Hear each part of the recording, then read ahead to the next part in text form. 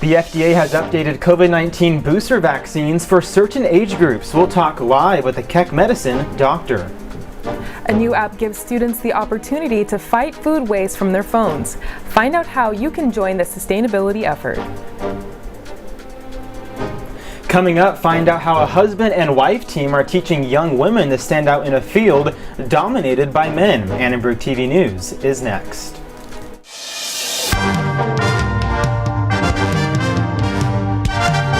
Annenberg TV News is next. Today, the FDA has authorized COVID-19 booster vaccines for millions of older and immunocompromised individuals. Good evening, I'm Tatum Larson. And good evening, I'm Jacob Wheeler. The action applies only to the Pfizer and Moderna vaccines.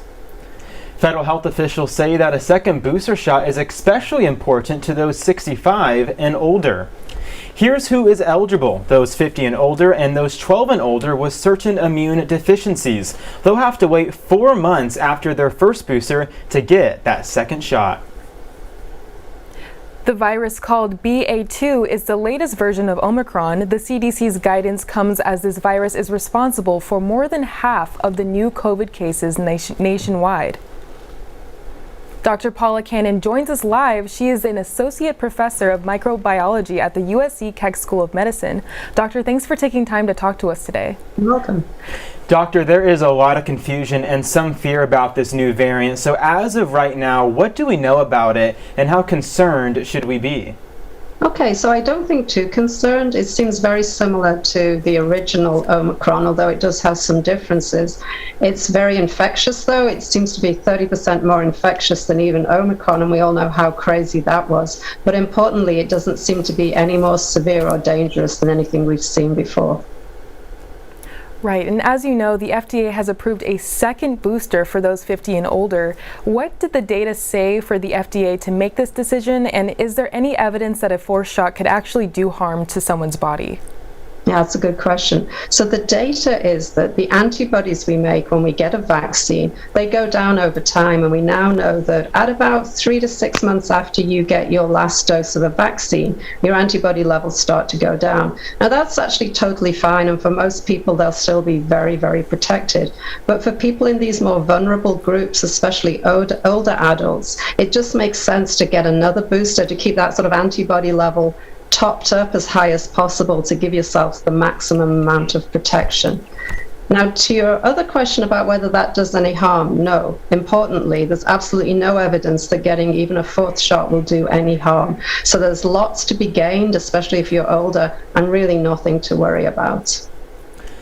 Well, we'll definitely keep an eye on all of these developments. Dr. Cannon, thank you so much for joining us tonight. You're welcome. The CDC says the BA.2 variant spreads faster than Omicron but does not appear to make people sicker. And this month marks the 2-year anniversary of COVID lockdowns and protections, and with a new variant on the rise, we spoke to USC students to reflect on the pandemic today. I guess I'm definitely burnt out. There's all these new variants that come out. It gets scarier and scarier, but I'm glad that we're in a place that it has died down a little bit. I'm not burnt out or sick of hearing about it. I feel like, frankly, people haven't talked about it much recently. It hasn't been that much of a factor in my life. I don't think we should be super scared to say and immediately flip back to the restrictions just because this new case rise. I mean, boosters are fine. Just honestly, anything that we can do to be somewhat normal. If the booster requires that, then I'm totally fine with that. I don't want to go back to square one where everything's online and things like that, so I'm still very careful about everything. The USC community is not alone with COVID-19 related stress. 63% of Americans say the pandemic has forever changed their lives, and that's according to a survey by the American Psychological Association. We have some breaking news. Around 60 students fled Taper Hall this afternoon, some in tears. Students said that a man had just entered their Holocaust class with a briefcase demanding money from a student in the class. DPS Interim Chief David Clarice said that they believe the act was a prank. There are 3 suspects. Police detained 2 of them, but one holding a camera did flee the scene. The California Supreme Court has its first Latina judge. Patricia Guerrero says she remembers those who paved the way and wants to continue their work. We have an obligation to continue that work. to hopefully serve for role models for others and to bring up the next generation of leaders. Guerrero was accompanied by her father, sister, husband, and 2 sons at yesterday's swearing-in ceremony. Here in California, nearly 2 in 5 residents identify as Hispanic or Latino. Guerrero received an ABA from UC Berkeley and an AJD from Stanford University. Guerrero is originally from Imperial Valley, California, and her parents are Mexican immigrants. Guerrero served on the San Diego County Superior Court for 4 years. She was also an associate justice for the 4th District Court of Appeals since 2017. Russia says it plans to ease attacks on the Ukrainian capital, Kiev. The offer comes amid a new round of peace talks between Russian and Ukrainian officials. Speaking to CNN today, Illinois Senator Tammy Duckworth said Ukraine is in a, quote, good negotiating position. I do think that Ukraine is in a good negotiating position, much better than they would be had they not been able to push the Russians out of Kiev. More than a month has passed since Russia launched its invasion. Pentagon officials have said Russia may have started pulling troops from the capital, but, quote, the threat to Kiev is not over. Moscow says it plans to focus military efforts on other strategic objectives. Russian defense officials say this will, quote, create necessary conditions for further negotiations. The Los Angeles Fire Department is hosting a 4-day survival training workshop with an emphasis on rescue techniques.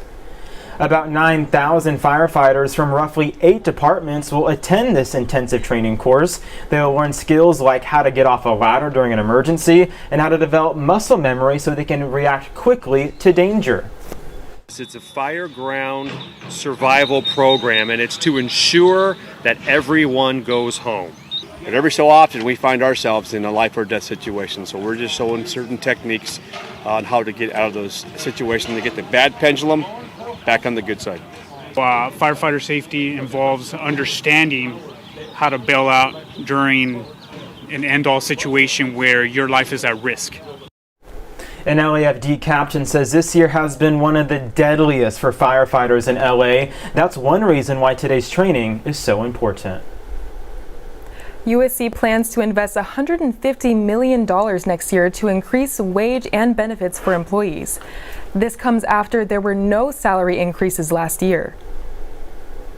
In an email to faculty and staff, President Carol Folt outlined a plan to invest over $700 million over the next 5 years to support employees. The plan includes promises to raise wages for hourly workers and increase salaries for all faculty, both tenured and non-tenured. President Folt wrote, "This year's increase will be the largest of the last 4 years of improvements in faculty compensation." USC announced the honorary degree recipients for this year's commencement ceremony. They range from an Oscar-winning film producer to the most decorated U.S. track and field athlete in history. The 6 recipients are track and field Olympian Allison Felix, Oscar-winning director Ron Howard, award-winning film producer Brian Grazer, producer and studio executive Frank Price, USC trustee David Bonnet, and science journalist Bina Van Ackerman.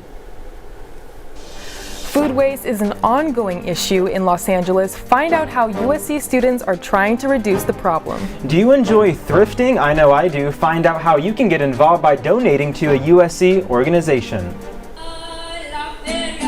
Young women are dominating the music scene. Stay tuned to see how a married couple is helping break the barrier.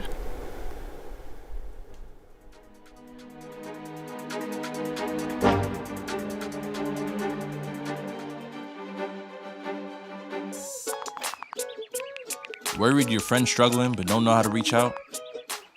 You could say how are you or get a fake tattoo. You could ask with an app if it works for you.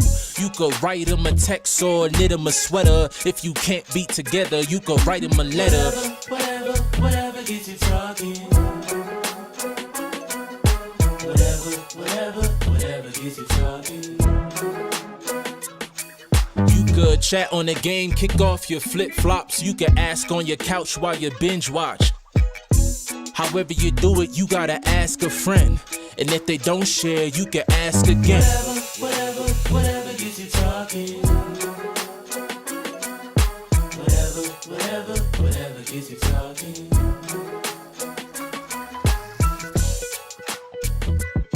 There are a lot of ways to reach out to a friend about their mental health. Learn how you can help at seizetheawkward.org.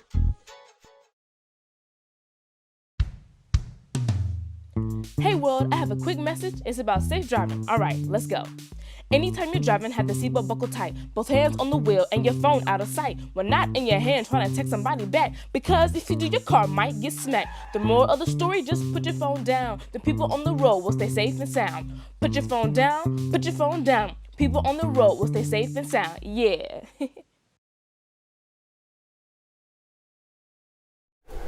The USDA says food waste accounts for 40% of the nation's food supply. Reporter Krista Lucas is live from Venice with a group that is trying to fight this. Krista?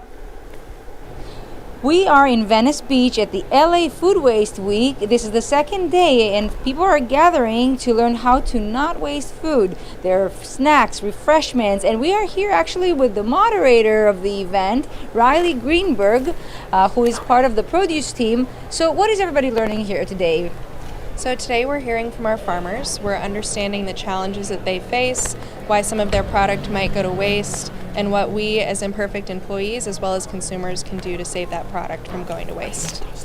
So how do you think, what's the most important thing we can tell our viewers of, like, how can we help to not waste food? I think the biggest way to reduce food waste is to only purchase what you need to consume. So we know that the majority of food gets wasted in this country once it's arrived in our customers' homes. We're doing a lot of things on the industry side to help reduce that waste, but we can still only control so much if the customers are continuing to buy product that they're not intending to use. So learn the different ways to store food in your home, the different ways that you want to use it up, find a new recipe, and then, from there, just making sure that you're eating in season. So the things that are in season are going to be the things that are most abundant and going to taste the best too. So we can reduce food waste that way. Thank you very, very much. And Imperfect Foods will donate $5 for every meal that is bought. And those donations are going to go to the Hollywood Collision, which feeds the hungry. This event will go on until April 3rd. For Annenberg Media, Krista Lucas, back to the studio. Thanks, Krista. The Los Angeles Sanitation District handles most of the county's waste-related needs. A new solid waste program to cut down on greenhouse gases is offering to pick up your organic waste. Right, you throw it into a landfill, it can potentially take months, if not years, depending on if it's in a bag or not, to decompose. That gas is then collected, then you can produce power on the back end. But even a well-run landfill, there's still going to be a little bit of methane that is released into the atmosphere. Remove that stuff, it's never going to potentially emit any methane into the atmosphere, which is very detrimental. To learn more about how to reduce your food waste, you can visit the Los Angeles Sanitation District's website at www.lacsd.org. The new app NextPlate is giving students the opportunity to fight food waste from their phones. After seeing how much food went to waste at restaurants, the app's creators decided to act as the middlemen by selling unsold food at a discount. They're throwing away everything at the end because they don't have a process for it. Because it's also like more manpower. They have to hire another team to basically package it. The easiest way, I guess, it's hard to say, but the cheapest way is to throw it away. So a lot of the restaurants, we've personally gone in and spoken with the owners, and this is something that a lot of the owners resonated with, basically connecting the business with students who are looking for a discounted meal. There is $130 billion worth of food wasted every year. In Los Angeles alone, 4,000 tons of food waste is generated every day. The creators of NextPlate say the first step to stop food waste is to be a conscious consumer and being open to sustainable alternatives. A group of USC students is on a mission to end fast fashion. Bloom Boutique sells donated clothes and uses the profits to support local organizations. Rachel Bake, a student on the e-board, talks about how Bloom Boutique helps USC students stop overbuying. Many college students have a lot of clothes that they grow out of. The time people are experimenting with their clothes. So it becomes really exciting, but it also becomes a little bit harmful when they end up buying like a lot of things on Amazon. One really good aspect of this community is that we can just give to each other because we're all on campus together and we're all nearby. If you want to get involved, you can follow Bloom Boutique on Instagram at Bloom Boutique LA. It's a beautiful day in Los Angeles. It was pouring down raining yesterday, but we got some sunshine today. Our weather anchor, Eric Choi, will give you the weather. Thanks a bunch, Jacob. All right, good evening, everybody. I'm Eric Choi. We'll have a look at your weather forecast. Let's get straight into our current conditions. After all that heavy rain yesterday, we had some leftover moisture as the storm system is pulling away, but now the temperatures are warming up and they're drying out as the high pressure is beginning to build in. It's 63 degrees outside right now, 55% humidity, and now that the rain stopped, you can go ahead and wash your car tomorrow too. Let's take a closer look at the temperatures in the Los Angeles area tomorrow with our regional map. So we're looking at some, plenty of 60s. Numbers are in the mid-60s in the coastal areas. It's 70 in Pasadena, 71 in Pomona, and once again we had some wrap-up moisture for the high deserts this morning. But once again, the system is pulling away from that region. We're going to be having some comparatively warmer and drier temperatures for the rest of the week. With the high pressure system building up, we'll be seeing some patchy fog for the second half of the week. Here's a look at the 5-day forecast. Highs in the upper 60s. And the lows are in the mid-50s, and that's it for the weather. Yeah, have a blessed week, everyone. I'm Eric Choi for Annenberg Media. I'll toss it over to sports. Yeah, Eric, well, it's nice that there's some good weather outside because USC spring football practice is underway, and there's a new energy in the building under head coach Lincoln Riley. USC Baseball will look to bounce back against Seattle after a 1-2 weekend. And the Final Four is just around the corner. Who we have winning it all coming up next in sports.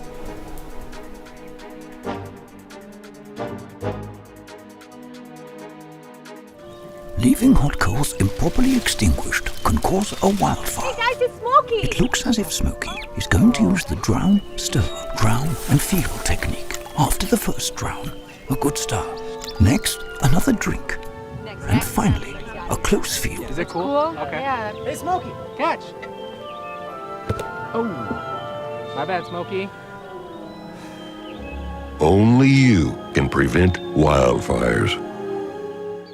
When I was your age, I was just like you, fascinated by stars.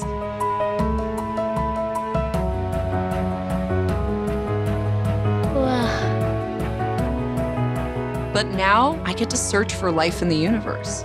And who knows, maybe life is looking for us too. So we're like aliens to them? Yeah.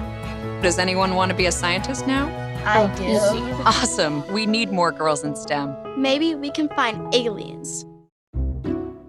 I'll never forget the day our landlord called and said, read your lease. No pets allowed. My owner tells him my dog ate the lease, but that didn't work. And now I'm stuck in a shelter. But this pit bull is ready for a new crib. I'm loving, loyal, and play well with others. So don't be intimidated by all my muscles, because the biggest one I have is my heart.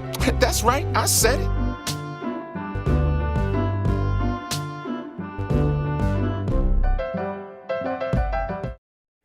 Welcome to ATVN Sports. I'm Hayes Flanagan. And I'm Noah Camrus. Spring practice is underway for USC football, and with all the turnover on USC's roster, this spring practice is as important as ever as players are getting their first opportunities to impress head coach Lincoln Riley. And while the Trojans are going to look completely different on the field next season, the players have also noticed major changes off the field. Coach Riley has energized his squad and has his team excited to come into practice and compete. Brendan Rice, the Colorado transfer and son of NFL Hall of Famer Jerry Rice, has noticed the shift in this Trojan team. Everybody out here is just so competitive. Everybody out here wants that chance to really go against the top guy. I mean, every single day you hear us chirping at each other, but it's love off the field. That's what you want from the team. That's what you want to see develop over time, and you want to see everybody raise up to a certain standard. So it's coming. I am so excited. USC will continue to hold practices over the next couple of weeks before their televised spring football game on April 23rd on ESPN. USC Baseball is in full swing after falling to Oregon on Sunday and finishing the series 1-2. The team is looking to bounce back after a losing weekend. Batting coach Matt Fonteno had encouraging words after Saturday's win. I'm really proud of our guys. You know, we had some really big key hits and key execution situations, and I'm really proud of how they responded. And every guy's into every single pitch. They're saying the right stuff. They're competing as best they can, even though I know they're not in the game. But the dugout's in a really good spot, and that's our expectation, to pull those full wins like that out at the end of the day. The Trojans open up their 8-game homestand tomorrow as they host Seattle at 6 p.m. on Deja Field. Women's water polo finally got their rings after winning the 2021 national championship over crosstown rival UCLA. The team reunited on Monday to receive their rings and celebrate their 6th national title in program history. The current 13-2 team is gearing up for a Saturday matchup with Stanford as they continue their quest to hold another ring ceremony a year from today. Well, the madness is in full effect this weekend as the Final Four kicks off in New Orleans with the rubber match between Duke and UNC and a Big East versus Big 12 battle between Villanova and Kansas. Noah, let's take a look at who you have to win it all. Yeah, so as you look over here, Duke UNC, I have UNC winning, even though this kind of feels like maybe a Coach K riding off into the sunset. I love this UNC team. They already upset Baylor, UCLA, and they beat Duke in that home game, you know, Coach K's last home game. So I have them winning behind Caleb Love, Brady Manick. I love those guys. On this side, I got Villanova beating Kansas. I know that the Justin Moore torn Achilles hurts, but I do like Villanova to move on. And in the championship, Villanova UNC, the rematch of the 2016 national title, I have Villanova winning their 3rd national championship in 7 years. Let's see what you got. So I have Duke winning, and I think Branchero is going to be so hard to stop, and UNC is not going to be able to do it. We've seen it before. We've seen Duke come out on the court and just be absolutely dominant. On the Villanova side, I mean, without star forward Justin Moore, I just don't see Villanova doing it. And Kansas is so underrated. So I just see Duke taking it all, and Coach K for a nice ending celebration to his amazing career. So that wraps it up for sports. We introduce a new segment tonight called Trending Tuesday. Stay tuned for more.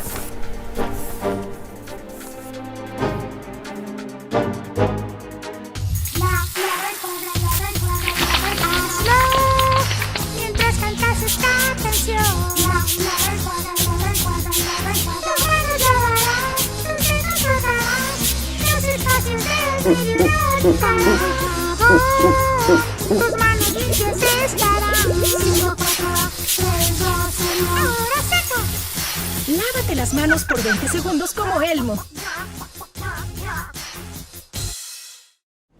Hay algo especial acerca de este lugar.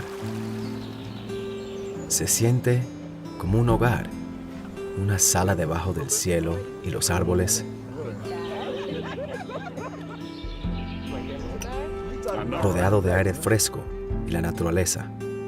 Todo aquí para que lo disfrutemos y para que lo cuidemos. Tenemos la responsabilidad de cuidar de esta tierra que llamamos casa, de preservarla para las generaciones que vienen.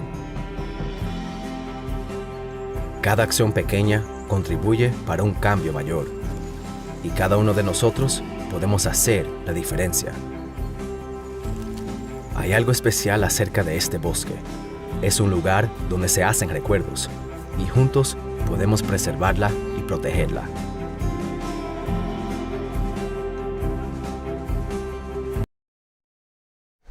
And tonight we begin a new segment, Trending Tuesday, with news and topics getting attention on social platforms. For the first time today, Jada Pinkett Smith is speaking out about her husband who slapped comedian Chris Rock at the Oscars when he made a hurtful joke about her hair loss. Jada Pinkett Smith posted a message on her Instagram saying, quote, "This is a season for healing and I'm here for it. There are no photos, no captions, and no way to comment on the post." After this weekend's Oscars, more people might be tuning into the Grammys. The 64th annual awards will be held this Sunday in Las Vegas. The Grammys boasted the number of nominees. A diamond and 9, it was mine every week. What a time and a climb, that was shining on me. Now I can't leave. The Grammys boasted the number of nominees in 4 of their biggest categories, including Song of the Year. There are now 10 nominees instead of 8. I asked students which song they want to see win this Sunday. I think Song of the Year is going to be Kiss Me More. Montero or Lil Nas X. I think it's going to be Olivia Rodrigo's Driver's License because she's had one of the biggest debut albums of all time. She's also Billboard's Woman of the Year. I think it's actually going to be Billie Eilish, Happier Than Ever. Happier Than Ever by Billie, probably just because I feel like those are the more deeper songs in terms of songwriting. Leave the Door Open by Silk Sonic. Bruno Mars and Anderson .Paak, like, they're proven to be like really talented artists. They're like Batman and Robin, but like both Batman, you know, like one is not better than the other. Exactly, and these are the songs nominated for Song of the Year. Driver's License by Olivia Rodrigo, Montero by Lil Nas X, Happier Than Ever, Billie Eilish, Kiss Me More, Doja Cat, and Peaches by Justin Bieber. And also we move on, A Beautiful Noise by Alicia Keys and Brandy Carlisle, Fight For You by her, Leave the Door Open by Silk Sonic, Right on Time, also Brandy Carlisle, Bad Habits, Ed Sheeran, and my pick, you ask? I'ma leave the door open. Alright, that's it for me. Well, maybe Eric, you should go for your own song of the year yourself. Tatum, what song do you think will win the award? Well, I'm definitely going to go with Kiss Me More by Doja Cat. That's my girl, you know, got to stand up for her. Yeah. For me, I'd have to say Driver's License by Olivia Rodrigo, just because it was everywhere. It came out when I was in high school at the time, and you know what high school's like, and it was a big deal at that time. Oh, for sure. Yeah, we've all had our driver's license moment, if you know what I mean. So I get you there. Absolutely. Thanks for joining us tonight. Thanks for watching Annenberg TV News. From everyone here at Annenberg Media, I'm Jacob Wheeler. And I'm Tatum Larson. For more coverage, watch and subscribe to our YouTube channel at youtube.com/Annenberg Media. Good night.